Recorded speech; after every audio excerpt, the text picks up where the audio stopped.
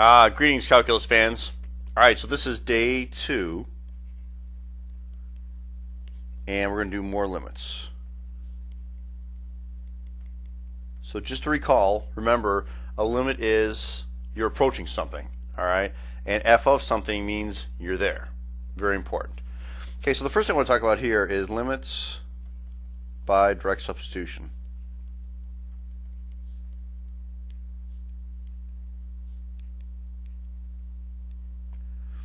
Okay, and the deal is if the function that you're taking the limit of going to a certain value, if it's a continuous function, there's no issues with the function at all, it's a nice smooth curve, direct substitution is really easy. So you're just doing limit as x approaches 2 of 2x squared plus 5x minus 3. Alright, so there's no issue. This is a nice parabola. I don't have to worry about anything being 0 in the denominator, whatever. I can just substitute it in. So it's really 2 times 2 squared plus 5 times 2 minus 3. So I wind up getting, if I add all that together, I get 15. That's my answer to that problem. Really pretty easy. Okay, limit as x approaches negative 1 of 3x cubed minus 2x minus 8. Okay, and again, just, you're just being careful, right? Kind of plugging everything in. And if you do all that, you wind up getting negative 9. Okay, here's another basic one. Limit as x approaches 4 of 8. Alright, now a mistake that people sometimes do is they say the answer is 4. Okay, but you need to realize that this is my y value here. I'm plugging that x, wherever I see an x, I'm plugging in. Well, there is no x there, so my answer to this problem is 8. So please don't make that mistake. It is not 4, it's 8. Alright, let's try another one here. If I give you a function f of x equals the square root of x plus 3, and I said limit as x approaches negative 3 of f of x. Okay, so what is that one? Well, isn't it square root? Direct substitution, negative 3 plus 3 equals square root of 0, which is 0. That is actually not correct. The reason is because this is what I showed you guys before, is if I actually graph that function, you guys agree it's going to look like something like this, the square root of that function, right? And if I look at both sides, if I look at the limit as x approaches negative 3 from the positive side, well, that's equal to 0. What about the limit as x approaches negative 3 from the negative side? Oh, look at that. Wow, that's an endpoint. We don't know what's going on over here. So this actually doesn't exist, right? The limit from the left-hand side. So that means this limit, the limit as x approaches negative 3, which is a two-sided limit, okay, does not exist. Alright, because remember, in order to exist, the left hand and the right hand limit have to be the same value. Alright, and if you don't know what's going on the other side, it doesn't exist. And that's why my two-sided limit does not exist. Alright, let's try another one here. Limit as x approaches 3 of x squared minus x minus 6 over x minus 3. And you're like, oh man, look at that. If I plug that into that denominator, what's going to happen? I'm going to get it's going to be undefined. Oh, it's brutal. But remember, I'm not talking about what is f of that value. In fact, if you remember, what we'll do is we're going to try to simplify. So we're going to try to simplify the rational expression.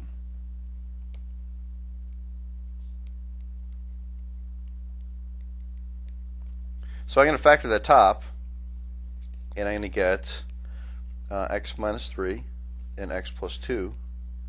And I'm going to bottom, I'm going to get x minus 3. So these guys cancel, and my new function is really, it's the limit as x approaches 3 of x plus 2. Okay, and that's just going to be 3 plus 2. Direct substitution is 5. Now I know you guys are saying right now, wait a second, you can't do that. because there's going to be a hole at. You guys should realize there's going to be a hole at 3, right?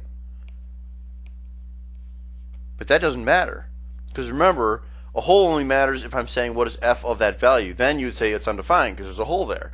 But I'm saying it's getting closer and closer and closer to that value, so it doesn't matter because I'll never get to that hole.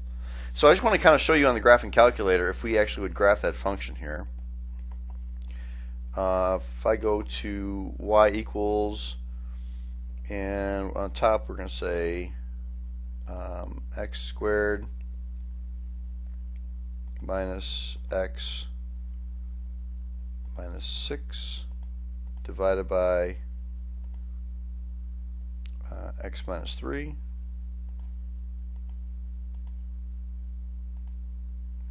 Okay, and then if I graph it, I'll do zoom 6.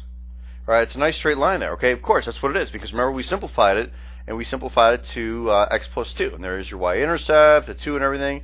And then if I do second trace, so let's kind of trace, or let's calculate a couple of values here. Of course, if I put x equals 3, which would be f of 3, look what y is going to give you. Ooh, nothing, right? Because it's undefined there. Okay, but if I put something really, really close to that, so let's do that again. Second calculate value. How about if instead of, it's approaching 3, so what if I put in 2.99999 into that? Ah, look at that. 4.99999. So what's it getting close to? It looks like it's getting close to 5. Let's do something on the other side. How about 3.0? Let's put in there 3.000001 instead. And look at that. Ah, 5.000. So you can see what is coming from the right side or the left side. The right side is 5.0001 and the left side is 4.999. You can see that it's approaching 5. Okay, but it can never get there because, again, if I put in that value, it's undefined, which is fine because that's not what we're talking about with the limit. We're talking about what's happening as it's approaching it. All right? All right, let's talk about some properties of limits here. Okay.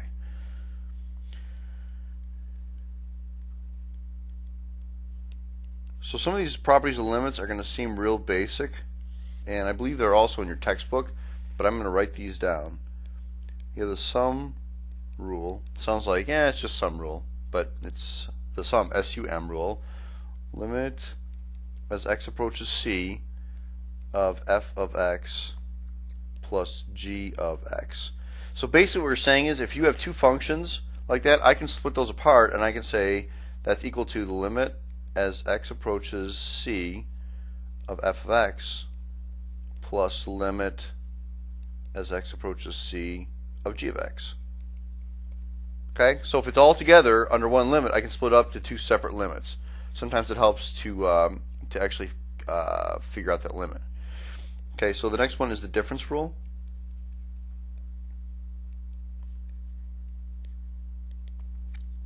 And that's the same thing. Limit as x approaches c of f of x minus g of x.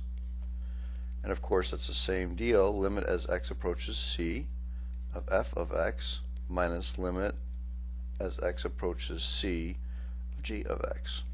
Very straightforward. Okay, we're going to do the product rule. So many rules, so little time. Okay, limit as x approaches c of f of x times g of x.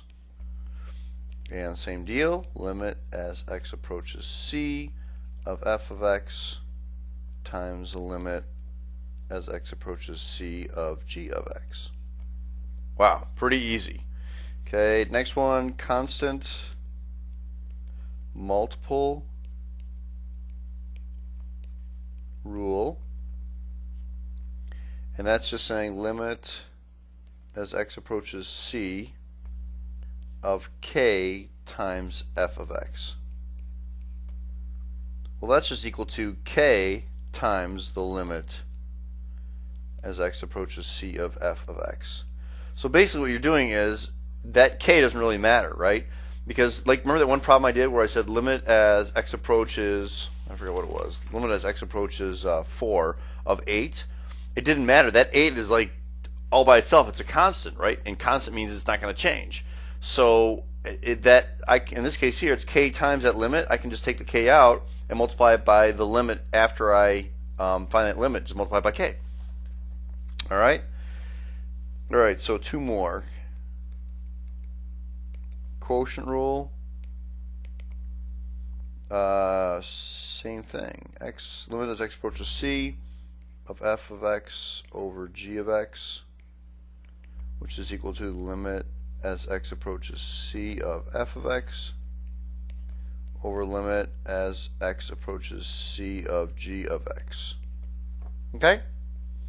And last one, we'll cursor down here a little bit, is the power rule. It's very powerful. Okay, and that is the limit as x approaches c of f of x to the we'll just say r over s, because it could be a power, it could be a root, whatever, and that's equal to the limit as x approaches c of f of x. So you find the limit of that, and then you raise that to the power. Okay, so you just kind of split it up, as opposed to the f of x being raised to the power. You take the limit of it first, and then you raise it to the power. All right, so let's do a couple examples here.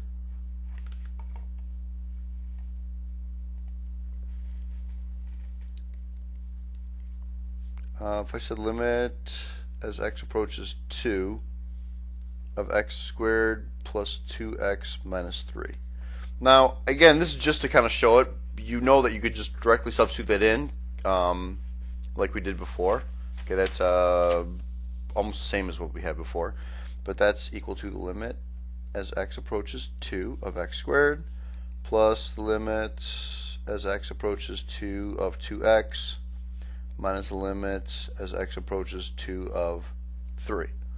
Of course, this one's just 2 squared here. That one is 2 times 2, and that one, this guy right here, is just minus 3, right? Because it doesn't change, it's constant.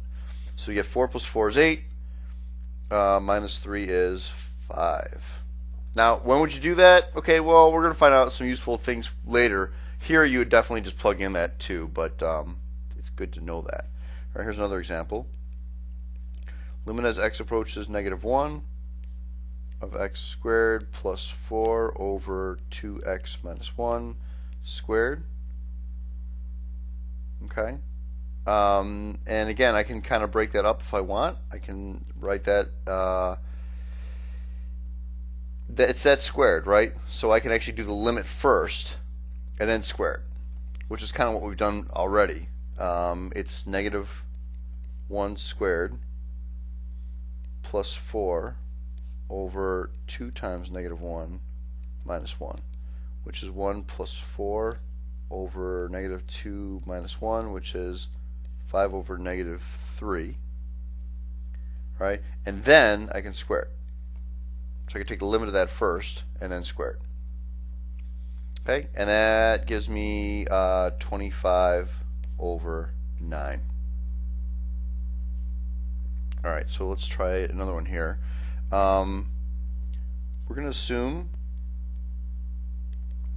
that the limit as x approaches 2 of f of x equals negative 3, and the limit as x approaches 2 of g of x equals 2. So I want you to do two things. I want you to find a limit as x approaches 2 of 2f of x over g of x. Okay, again, it's pretty straightforward. You're just taking the limit. You're basically doing the limit as x approaches 2 of 2f of x over limit as x approaches 2 of g of x. And I can even take that 2 if I want, because of the constant multiple rule. I can put that in front, and it's just 2 times and find the limit. So here, I can do that. 2 and then the limit as x approaches 2. Well, I already have that. It's negative 3. Okay, and then limit as x approaches 2 of g of x is 2. So my answer is negative 3. It's very friendly. Okay, let's look at B. Limit as x approaches 2 of g cubed of x.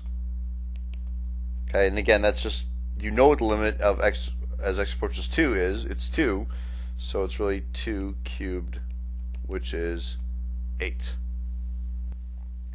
All right, so that's all really important for, again, for a lot of direct substitution, kind of figuring things out when functions are kind of nice and normal. And just, I mentioned this already on day 1, but make sure we're talking about endpoints. So here, endpoints. If I do a graph,